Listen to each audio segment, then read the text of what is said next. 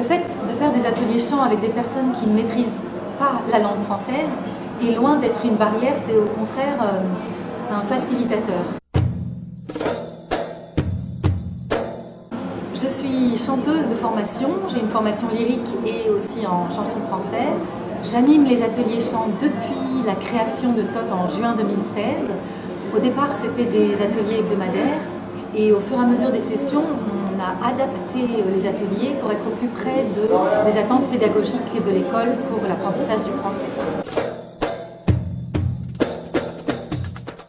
Par exemple, en chant, on va faire un travail spécifique sur la phonation, c'est-à-dire sur la formation des sons, des phonèmes un peu difficiles de la langue française qui leur sont spécifiques. Et la vocalise, le chant, permet de mieux se rendre compte où sont les points d'articulation de ces sons difficiles à prononcer.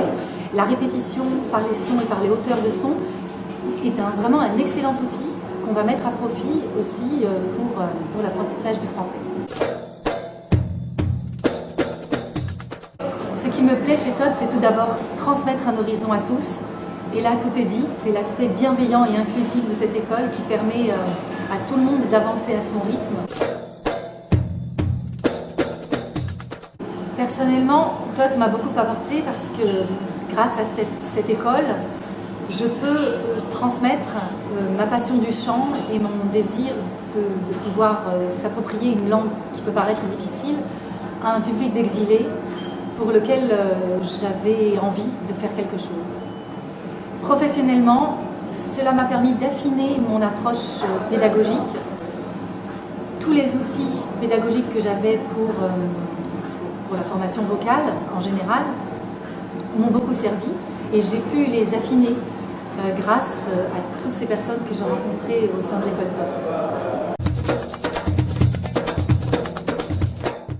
Le défi de ces ateliers pour TOT, c'est que la session est très courte, elle ne dure que 4 mois et cette contrainte en fait est devenue un atout, une stimulation pour nous parce qu'on est obligé d'aller à l'essentiel.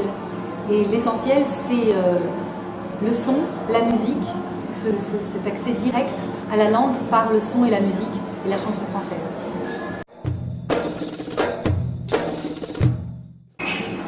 C'est difficile de choisir un seul souvenir parce qu'il y en a vraiment beaucoup de beaux. Un exemple me vient en mémoire quand on avait travaillé une chanson où on dit « mais dis-moi ce que nous ferions s'il n'y avait plus de chanson ». Et un étudiant m'avait dit « mais sans chanson, c'est triste ». Et j'ai trouvé ça très juste et très beau.